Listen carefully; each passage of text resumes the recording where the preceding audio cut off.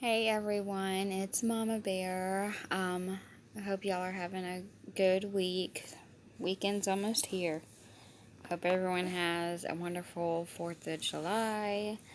I just seen this article from the Ashleys by Chelsea like 10-20 minutes ago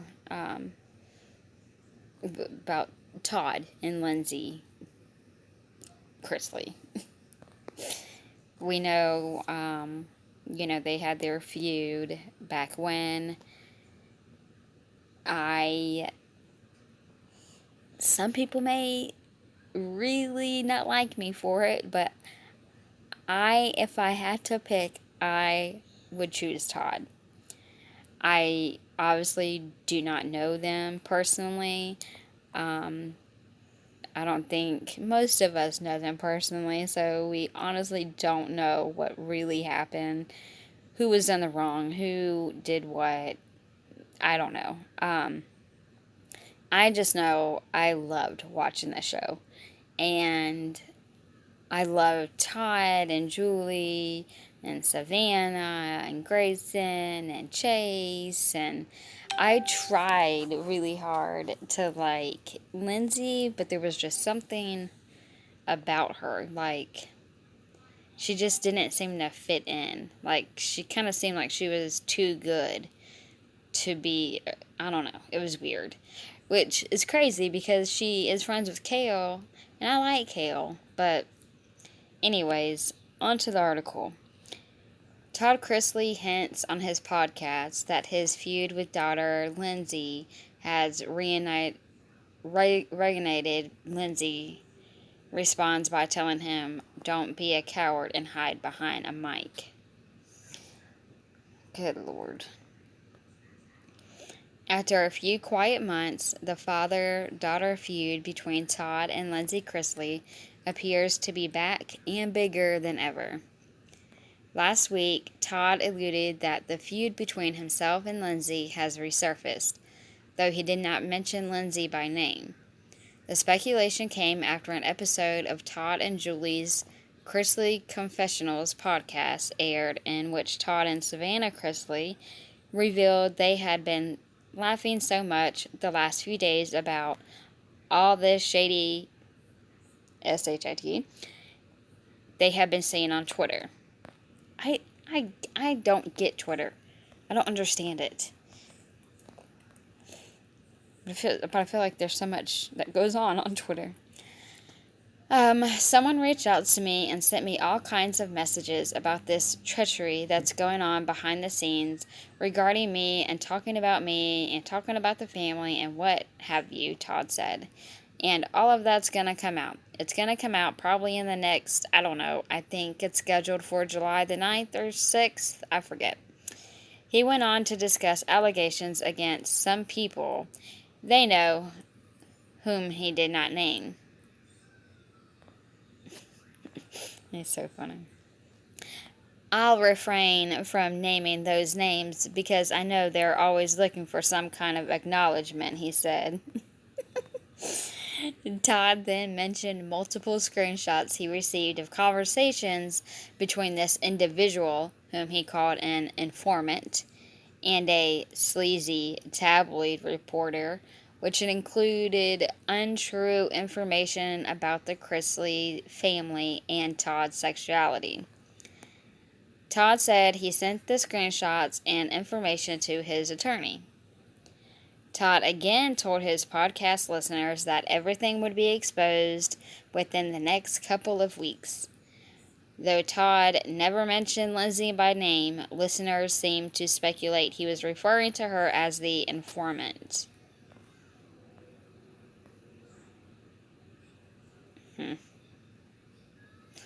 Lindsie must have apparently agreed that Todd was insinuating she was said informant as she addressed the issue on her own podcast, Coffee Convos, last week. She stated that she refuses to allow their noise to call me out of character.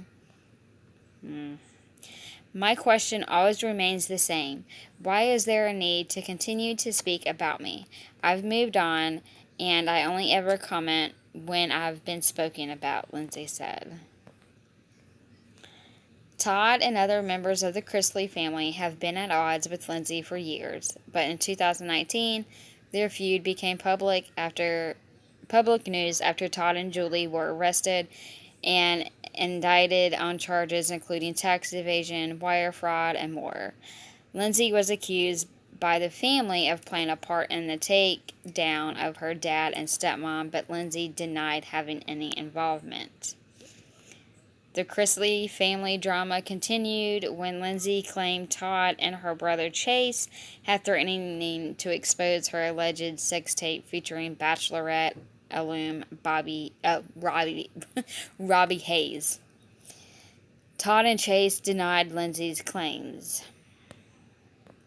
Anyway, on the recent episode of her podcast, Lindsie spoke directly to her father and reminded him that at one point last year, he said he wanted to reconcile with her. "Stop lying. You are benefiting no one, not even yourself," she said. On October 23rd, you released a podcast stating that you would like nothing more than reunification.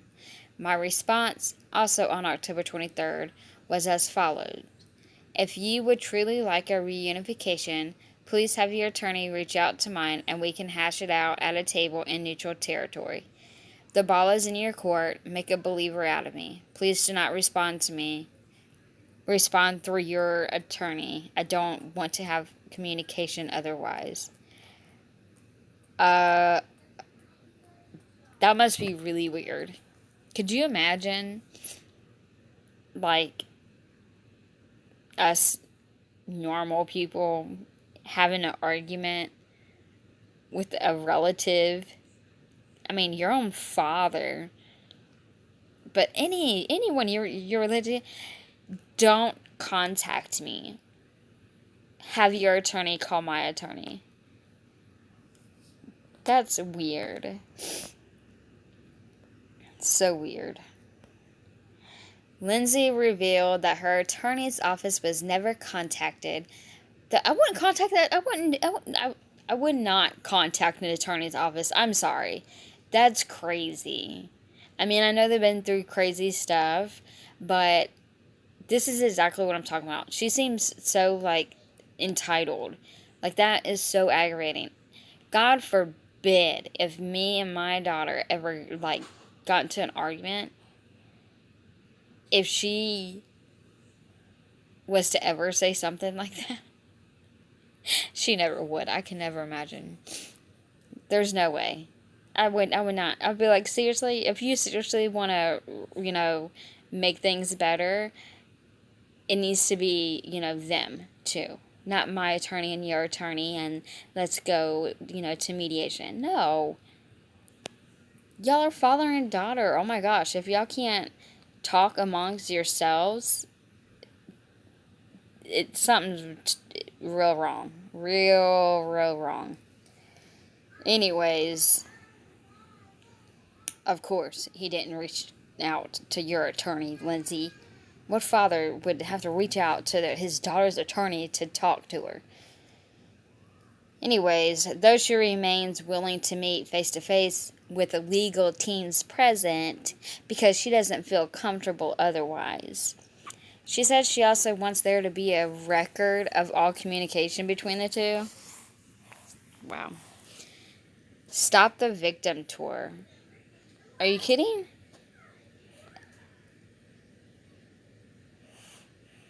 She flipped that. I'm sorry. It seems like she's crime victim to me. Anyways, she says, stop the victim tour. My offer remains open, she continued. 8 months later, it remains open, but I'm asking you kindly, if you cannot confront something head on when I've given you the opportunity to do so, don't be a coward and hide behind a mic. Lindsie added that she personally doesn't have any desire to reunite with her dad, but he does because he needs some type of closure, or he feels that there is something that he needs to be said. She again said she's willing to give him the opportunity as long as their legal teams are involved.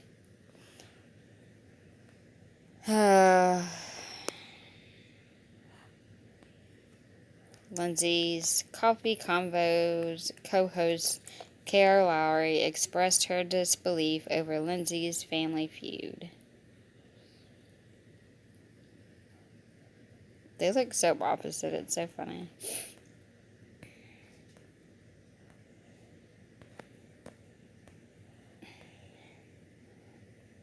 Okay. It is absolutely insane to me that you even feel the need to have attorneys present to speak to your own family, Kale said. Thank you. See, I think this is why I like Kale. Exactly. I swear, she gets me. There's obviously issues bigger than most people think if that's the case. You should not have to not feel safe with your family. First of all, that was crazy. I knew I liked Kale. I can get Kale. Like, I can understand Kale. Like, we can relate in some cases. But obviously she's gonna kind of take sides with Lindsay because that's her coworker, that's her friend. I don't believe Lindsay doesn't feel safe. I mean, I don't think Lindsay really thinks Todd would ever do something to her. I think she's just crime victim. Todd has yet to respond publicly to Lindsay's statements. Listen to the full episode of Todd and Julie's Chrisley Confessions podcast below. Oh. Have y'all listened to this? Should I listen to their podcast?